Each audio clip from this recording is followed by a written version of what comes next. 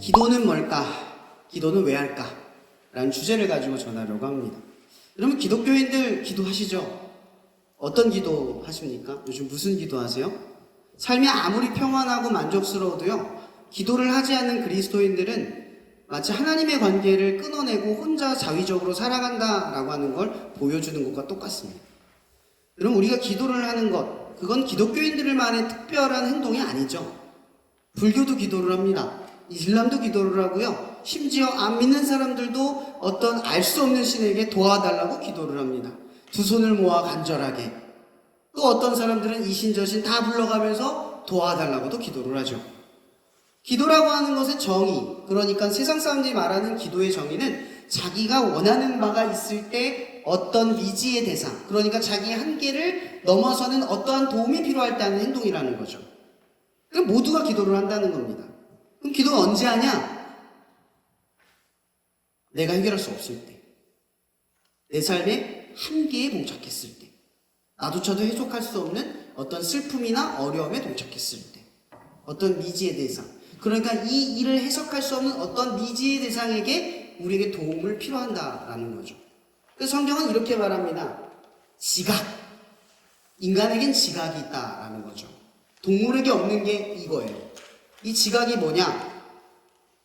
이 인간이 내가 왜 태어났고 왜 존재하고, 그리고 내 삶이 이 세상에 존재하는 것들을 보면서 어떠한 나를 지은 어쩔 수 없는 섭리와 이치를 깨닫는 지각이 있다라는 거죠. 선을 인지하고, 목적을 인지하고, 생명을 인지하고, 존재성을 인지하는 것, 이것이 지각입니다. 우리는 이 지각들을 통해서 뭐를 깨닫냐? 우리 너머에 어떤 존재가 있겠구나라는 걸 짐작한다라는 거죠. 제가 자주 학생들에게 질문하는 것이 있습니다. 여기 주변에 목적 없이 지어진 거 하나만 찾아보세요. 쓰레기라도, 버려진 것들이라도 최초에는 다 뭐가 있죠?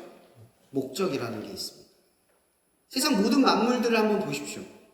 쓸데없는 거, 모기도 쓸데없다고 말하지만 모기조차도 이유가 있어서 존재합니다. 세상의 모든 것에 뭐가 있다?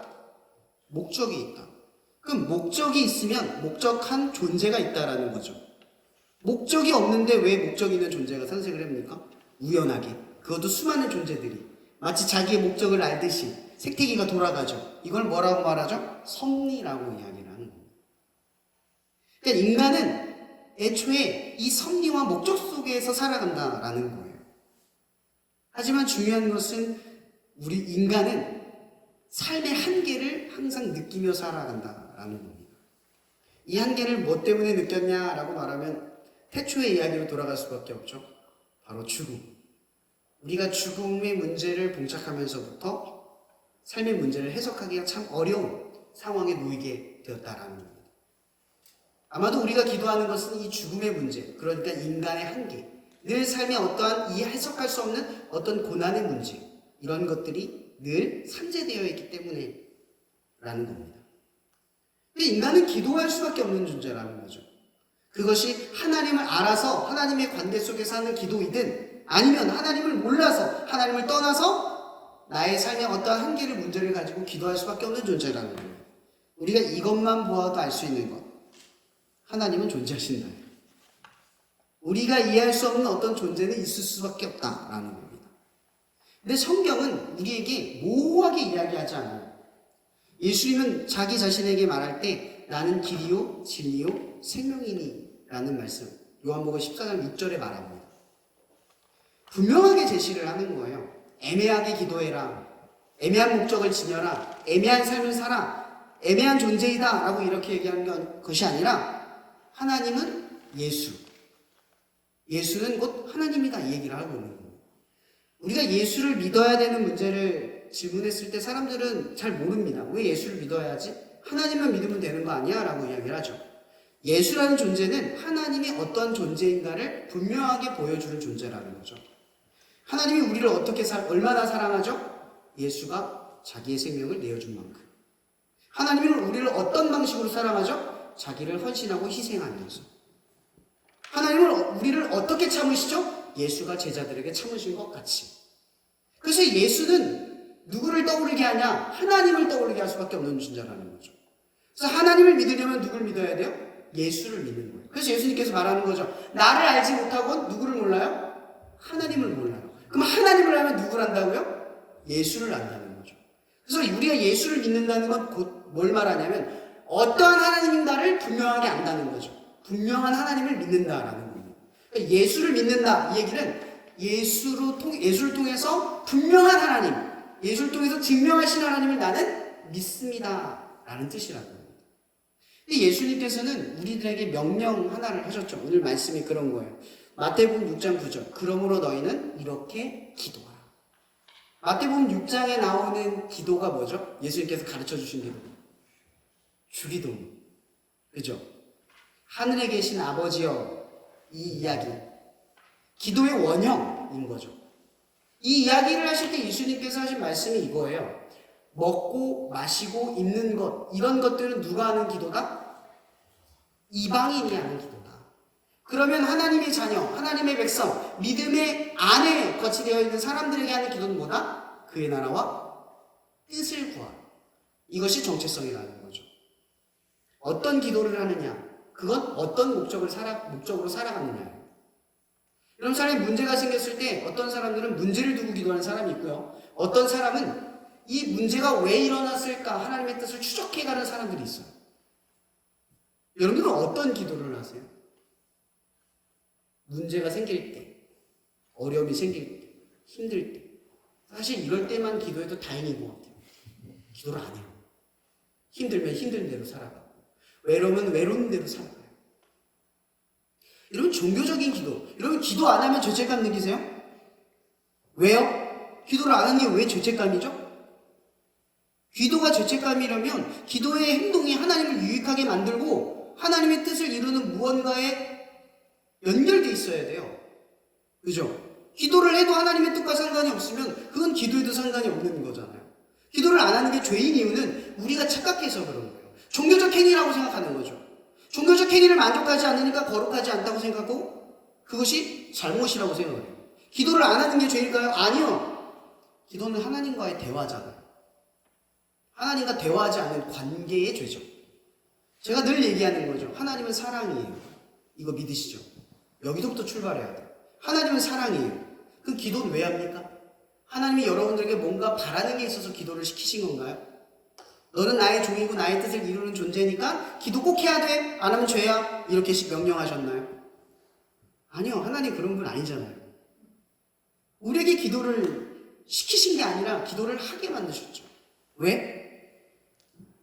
우리는 예수님을 통해서 하나님의 사랑을 깨달았고 그 하나님의 사랑을 깨닫는 것 때문에 하나님이 좋아졌어요. 그분의 사랑을 깨달았어요. 그래서 그분의 사랑을 알기 위해 그분의 관계에 들어가기 시작했죠. 에덴 동산에서 끊어졌던 하나님과의 친밀함을 예수 그리스도를 통해 회복했단 말이에요. 그 회복한 것을 통해 이제는 장막에 들어가지도 않고도 누구든지 예수의 이름으로 부르면 기도할 수 있게 됐어요.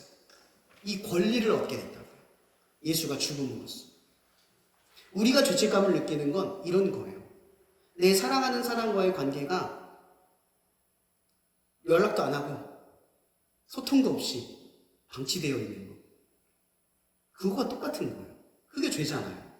여러분, 우리가 연인이 사귈 때 연락 안 하는 거 가지고 죄책감을 왜 느껴요? 연락하는 것 때문에, 안 하는 것 때문에 그래요? 아니, 그보다 더 본질적인 거잖아요. 그 사람이 힘들어하고 어려워하는 것을 공감해주지 않고 친밀한 관계를 형성하지 않으니까 문제가 되는 거죠. 그럼 복음에서 말하는 기도는 뭘까요? 복음에서 말하는 기도. 종교가 말하는 기도 말고 복음에서 말하는 기도. 소통, 커뮤니케이션. 그의 나라와의 뜻은 하나님 자체를 의미하는 거죠. 하나님과의 관계가 하나님의 나라의 뜻과 의를 이루는 통로가 되는 거예요. 그분과의 관계가 형성이 되면 이 기도를 통해서 그분과의 관계를 통해서 내가 관계를 맺기 시작하고 친밀해질수록 하나님의 나라는 나를 통해서 알아서 역사하게 돼 있어요. 거창한 뜻과 목적을 가지고 원하고 바라는 바를 하나님께 구하지 않아도 된다는 거죠. 우리는 하나님께 의무와 책임으로 다가가는 게 아니라 하나님의 사랑에서 다가가는 거예요. 근데 자꾸만 우리는 종교적으로 변질돼가요. 예수님께서는 우리에게 이름으로 그렇게 기도하라 이렇게 돼요. 대부분의 기도가 뭐가 필요해요? 이거 해결해 주세요. 하나님 저 힘들어요. 더 나아가서 기도도 하지 않는 우리들의 상태를 생각해 보라는 거죠. 여러분, 예수님께서 우리에게 목숨을 내어주시면서까지 주시려고 했던 게 뭐예요?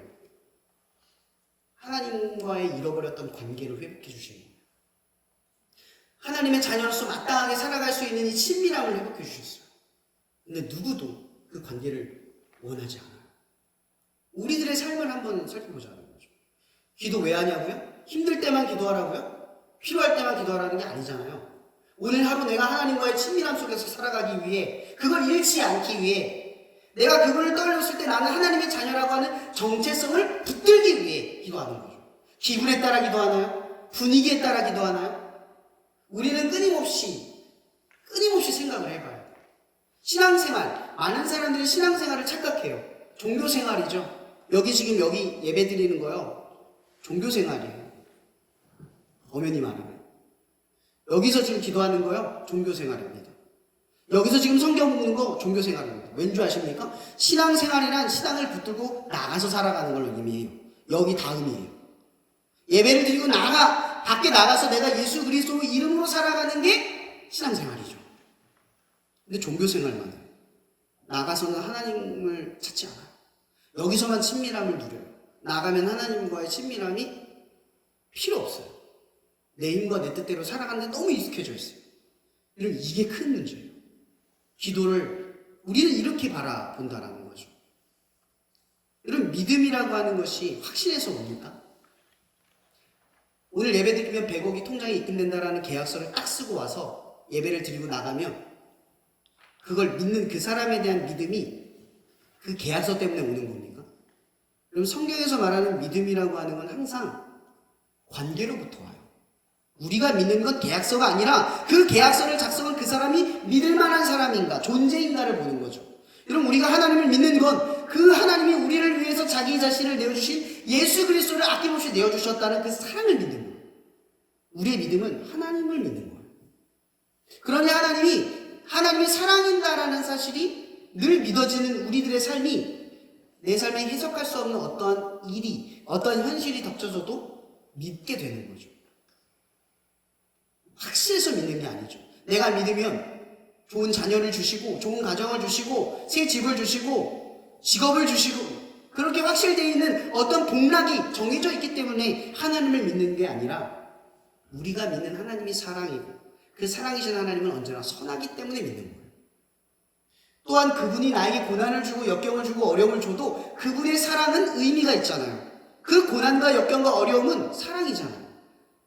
우리를 무너뜨리기 위해 주는 게 아니라 우리에게 필요해서 준다라는 사실을 믿게 된다는 거죠.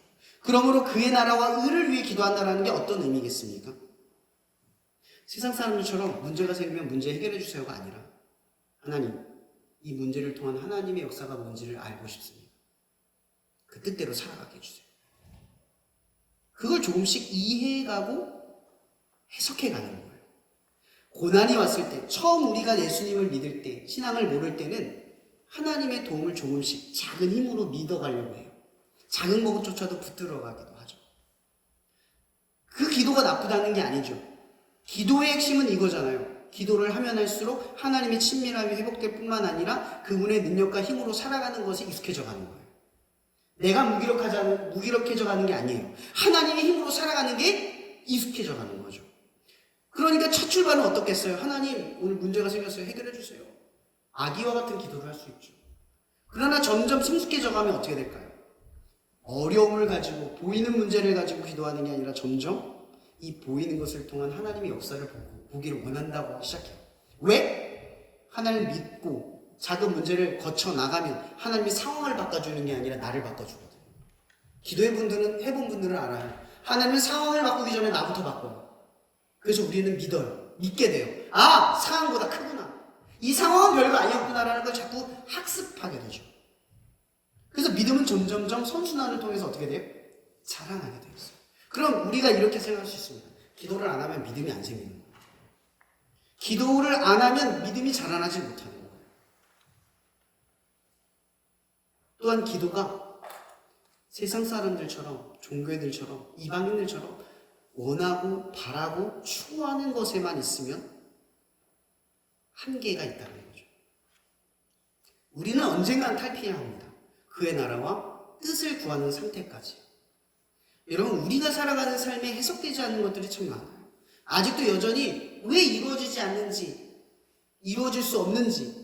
저도 이렇게 사역을 하면 SNS를 하잖아요. 전 SNS를 할 때 제가 유익이 있느냐, 유익이 없는 것 같아요. 왜 그러냐면 제 자신도 SNS를 통해서 저보다 더 화려하고 대단한 사역들을 하시는 분들을 보면 나는 왜 이렇게 초라하지? 나는 왜 이렇게 볼품없지? 저 내일도 공장을 가고 내일 모레도 공장을 갑니다. 그래서 제 삶이 참 작게 느껴져요. 나는 어떤 의미가 있는 거지? 대부분의 삶이 공장에서 일하고 있는데 이렇게 잠깐 이렇게 하나님의 나라를 위해서 하는 일이 정말 클까? 의미가 있을까? 늘 이것과 사투를 합니다. 참 신기한 건 뭔지 아세요? 그러한 사투를 매번 하면서 하나님이 알려주시는 게 있어요. 네가 하는 것보다 내가 하는 게 크다는 거죠. 너는 그저 맡겨진 일을 감당하면 된다라는 사실을 자꾸만 알게 돼요. 내 비중의 삶이 크지 않아요. 내가 적게 해도 하나님의 일에 순종하면 납득할 수 없는 삶을 반복하다 보면 하나님이 알게 하셔요.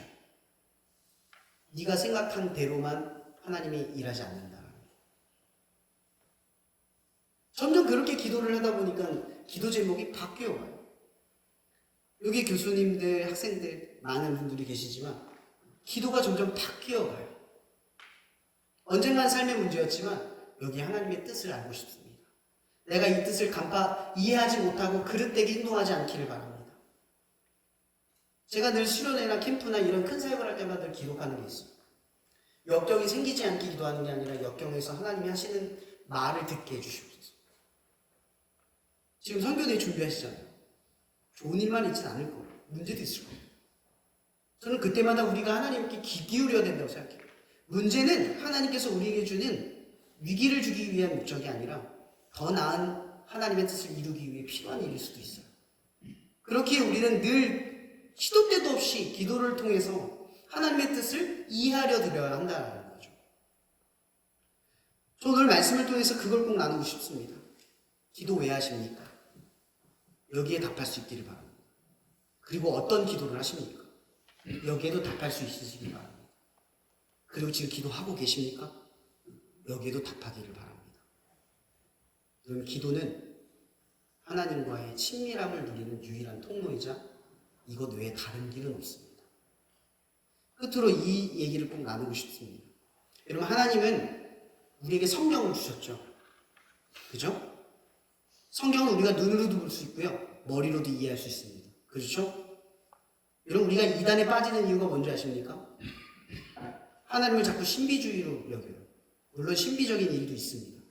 그러나 하나님은 우리에게 이성을 주셨고 성경을 통해서 그 하나님이 어떤 분인가를 해석할 수 있는 성경을 주셨다는 사실 기억하세요. 기도를 하실 때 반드시 기억할 게 있어요. 하나님은 우리에게 말씀하실 때 성경의 구절로 대답하십니다.